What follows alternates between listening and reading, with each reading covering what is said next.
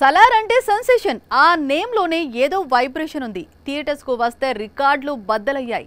ఓటీటీలోకి అడుగు పెడితే టాప్ లో ట్రెండ్ అయింది. మరి టీవీలో మాత్రం సీన్ మారింది. సలార్ కు షాక్ తగిలింది.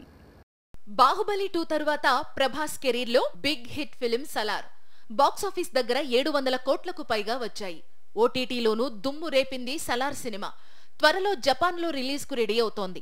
అంతేకాకుండా సీక్వెల్ షూటింగ్ కు ముహూర్తం లాక్ అయింది.